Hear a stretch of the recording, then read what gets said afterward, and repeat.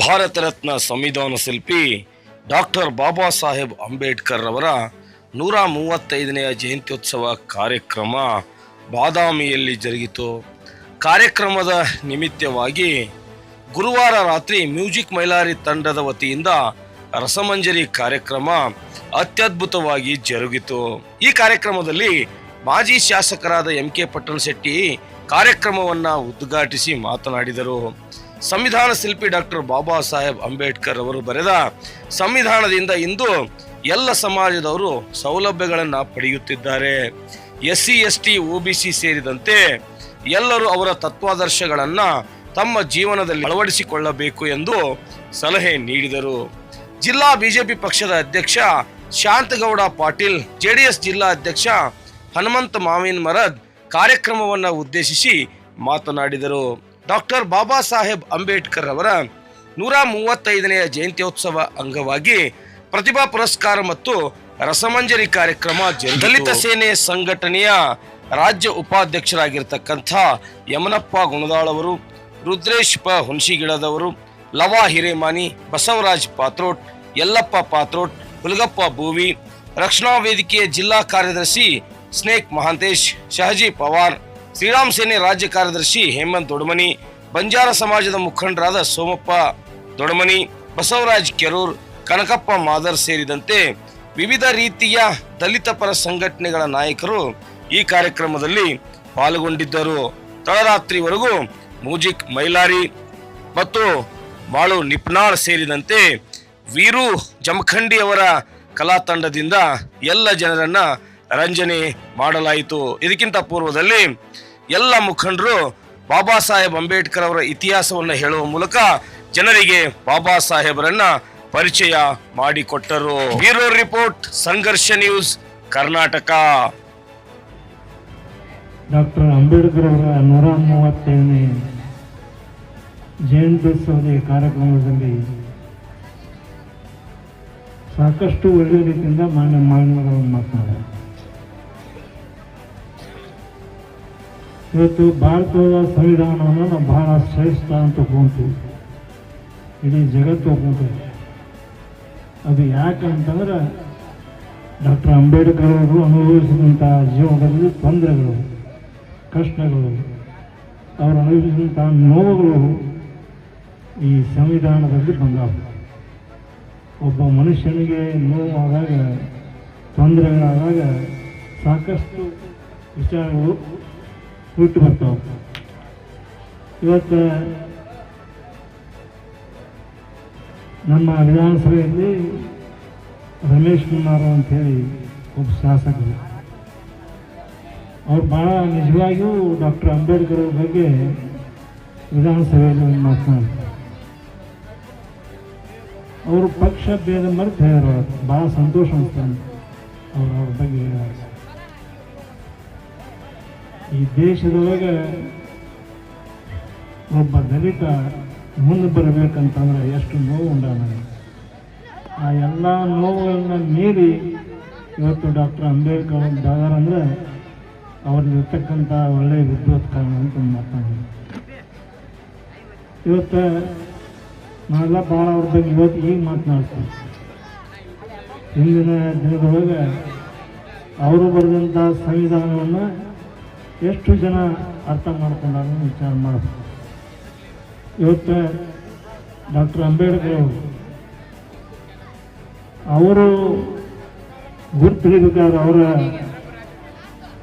ಸಂವಿಧಾನವನ್ನು ಒಂದು ಭಾರತ ರತ್ನ ಪ್ರಶಸ್ತಿ ಕೊಡಬೇಕಂತಂದ್ರೆ ಒಂದು 35-40 ವರ್ಷ. ಈ ದೇಶದೊಳಗೆ ಭಾರತ ರತ್ನ ಪ್ರಶಸ್ತಿ ಎಂತೆಂಥವ್ರು ತೊಗೊಂಡ, ಅದನ್ನು ನೆನೆಸ್ಕೊಂಡ್ರೆ ಈ ಭಾರತ ರತ್ನ ಪ್ರಶಸ್ತಿ ತಗೊಳ್ಳೋದ ಒಂದು ಕೆಟ್ಟ ಕೆಲಸ ಅಂತ ಅನಿಸ್ತದೆ. ಯೋಗ್ಯರನ್ನ ಗುರುತಿಸಿದಂಥ ಅಂದಿನ BP ಸಿಂಗ್ರನ್ನು ನಾವು ಸ್ಮರಣೆ ಮಾಡಬೇಕು. ಅಂಥ ಜನಪ್ರಿಯ ಸಂವಿಧಾನವಂತ ಬರೆದಂಥ ಡಾಕ್ಟರ್ ಅಂಬೇಡ್ಕರ್ ಅವರು ತಮ್ಮ ಇವತ್ತೇನು ನಾವೆಲ್ಲರೂ ಸ್ಮರಣೆ ಮಾಡೋಕ್ಕೆ 135ನೇ ಜಯಂತಿ. ನಾವು ಇದನ್ನೆಲ್ಲ ಪ್ರತಿ ವರ್ಷ ಮಾಡ್ಕೊಂಡು ಹೋಗೋದು ನಾವೆಲ್ಲ ನಮ್ಮ ಸ್ನೇಹಿತರೆಲ್ಲ ಸೇರಿದಂಥವ್ರು ಪ್ರತಿ ವರ್ಷ ಮಾಡ್ಕೊಂಡು ಹೋಗ್ತಾರೆ. ಭಾಳ ಸಂತೋಷ.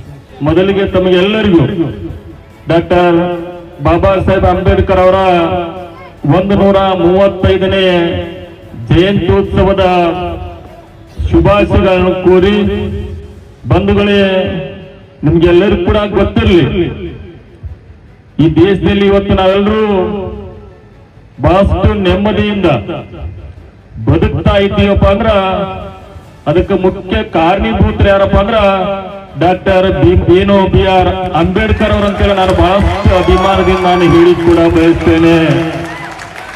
ತಮಗೆಲ್ಲರಿಗೂ ಕೂಡ ಗೊತ್ತಿದೆ, ಅವರ ಬದುಕಿನ ಹಿನ್ನೆಲೆಯನ್ನ ಅವಲೋಕನ ಮಾಡಿದಾಗ ಒಂದು ಧಾರಾವಾಹಿ ಮುಖಾಂತರ ಅವರೆಲ್ಲ ಒಂದು ಬದುಕನ್ನ ಯಾವ ರೀತಿ ಬದುಕೊಂಡು ಬಂದ್ರು ಅಂತೇಳಿ ಎಲ್ಲರೂ ಕೂಡ ಕಂಡವರಿದ್ದೀರಿ. ತಮ್ಮ ಓದಿನ ಮುಖಾಂತರ ತಾವೆಲ್ಲ ತಿಳಿದುಕೊಂಡವರಿದ್ದೀರಿ. ಹುಟ್ಟು ದಲಿತನಾಗಿ ಈ ದೇಶದಲ್ಲಿರ್ತಕ್ಕಂಥ ಪ್ರತಿಯೊಬ್ಬರಿಗೂ ಕೂಡ ನಾವೊಂದು ನ್ಯಾಯವನ್ನ ಕೊಡಬೇಕಂತೇಳಿ ಇವತ್ತು ಕೇವಲ ಸಂವಿಧಾನ ಅಷ್ಟೇ ಅಲ್ಲ, ಒಬ್ಬ ಸಾಮಾಜಿಕ ಹೋರಾಟಗಾರ, ಪ್ರಗತಿಪರ ಚಿಂತಕ, ಎಲ್ಲರಿಗೂ ಸಮಾನ ಅವಕಾಶಗಳು ಇವತ್ತು ಏನಾದ್ರೂ ಸಿಗುತ್ತಿದ್ದಾವಪ್ಪ ಅಂದ್ರ ಅದಕ್ಕ ಬಾಬಾ ಸಾಹೇಬ್ ಅಂಬೇಡ್ಕರ್ ಅವರು ಕಾರಣವಿದ್ದಾರೆ ಅಂತ ನಿಮಗೆ ಎಲ್ಲರಿಗೂ ಕೂಡ ಹೇಳಿ ಕೂಡ ಬಯಸ್ತೇನೆ. ಒಂದನ್ನು ನಾವು ಅವಲೋಕನ ಮಾಡಬೇಕು. ಸ್ವಾತಂತ್ರ್ಯ ಸಿಕ್ಕಾಗ 500ಕ್ಕಿಂತ ಹೆಚ್ಚು ರಾಜರುಗಳಿದ್ದು ನಮ್ಮ ಈ ದೇಶದಲ್ಲಿ, ಹಲವಾರು ಧರ್ಮಗಳಿದ್ದು ಈ ದೇಶದಲ್ಲಿ, ಹಲವಾರು ಸಂಪ್ರದಾಯಗಳಿದ್ದು, ಹಲವಾರು ಧಾರ್ಮಿಕ ಪರಂಪರೆಗಳಿದ್ದು, ಹಲವಾರು ಜನಾಂಗಗಳಿದ್ದವು. ಮತ್ತು ಮೇಲಾಗಿ ಇಡೀ ದೇಶವನ್ನ ಕಾರ್ತಕ್ಕಂಥ ಜಾತಿ ವ್ಯವಸ್ಥೆ, ಅಸ್ಪೃಶ್ಯತೆ ಈ ದೇಶದಲ್ಲಿತ್ತು. ನಾವೆಲ್ಲರೂ ಕೂಡ ಅವಲೋಕನ ಮಾಡಬೇಕು. ಇಂಥ ಒಂದು ವ್ಯವಸ್ಥೆ ಇದ್ದಾಗೂ ಕೂಡ ಈ ದೇಶದಲ್ಲಿರ್ತಕ್ಕಂಥ ಪ್ರತಿಯೊಬ್ಬ ನಾಗರಿಕನಿಗೆ, ಪ್ರತಿಯೊಬ್ಬ ವ್ಯಕ್ತಿ ಕೂಡ ಒಂದು ಸ್ವಾಭಿಮಾನ ಸಿಗಬೇಕು, ಗೌರವದಿಂದ ಬದುಕನ್ನು ಕಟ್ಕೋಬೇಕಂತೇಳಿ ನಾನು ನೋಡ್ತಾ ಇದ್ದೆ. ಇಲ್ಲೊಂದು ಇಂಗ್ಲಿಷ್ ನಲ್ಲಿ ಭಾರತ ನಕಾಶೆಯಲ್ಲಿ ಬರೆದಿತ್ತು, the protector of every Indian. ಎಲ್ಲರನ್ನ ರಕ್ಷಣೆ ಮಾಡಿದವರು ಯಾರಪ್ಪ ಅಂದ್ರ ಬಾಬಾ ಸಾಹೇಬ್ ಅಂಬೇಡ್ಕರ್ ಅವರು ನಾನು ನಿಮಗೆ ಹೇಳಿ ಕೂಡ ಬಯಸ್ತೇನೆ. ಅಂದ್ರೆ ಈ ದೇಶದ ಒಂದು ಶ್ರೇಷ್ಠ ಸಂವಿಧಾನ ಮುಖಾಂತರ ದೇಶದಲ್ಲಿರ್ತಕ್ಕಂಥ ಪ್ರತಿಯೊಬ್ಬರು ಕೂಡ ಗೌರವಯುತ ಬದುಕನ್ನು ಕಟ್ಟಿಕೊಳ್ಳಿಕ್ಕೆ, ಅವನ ಸ್ವಾಭಿಮಾನವನ್ನು ಉಳಿಸಿಕೊಳ್ಳಿಕ್ಕೆ, ಅವನ ಸಂಪ್ರದಾಯವನ್ನು ಉಳಿಸಿಕೊಳ್ಳಿಕ್ಕೆ, ಅವನ ಧರ್ಮವನ್ನ ಕಾಪಾಡಲಿಕ್ಕೆ, ಈ ನಾಡನ್ನ ಕಾಪಾಡಲಿಕ್ಕೆ, ಈ ಭಾಷೆಯನ್ನ ಕಾಪಾಡಲಿಕ್ಕೆ ಎಲ್ಲವಕ್ಕೂ ಅವಕಾಶವನ್ನು ಕೊಟ್ಟವರು ಬಾಬಾ ಸಾಹೇಬ್ ಅಂಬೇಡ್ಕರ್ ಅಂತ ನಾನು ಹೇಳಿ ಕೂಡ ಬಯಸ್ತೇನೆ. ಅಂತ ಒಬ್ಬ ಪುಣ್ಯಾತ್ಮನ ಜಯಂತಿಯನ್ನು ಇವತ್ತು ಆಚರಣೆ ಮಾಡ್ತಾ ಇದ್ದೀವಿ. ಮೊದಲಿಗೆ ಸಂಘಟನೆ ಮಾಡಿದಂತ ನನ್ನ ಎಲ್ಲಾ ಸ್ನೇಹಿತರಿಗೆ ನಿಮಗೆ ನಾನು ಕೈ ಮುಗಿದು ಕೃತಜ್ಞತೆಗಳನ್ನು ಸಲ್ಲಿಸ್ತೇನೆ.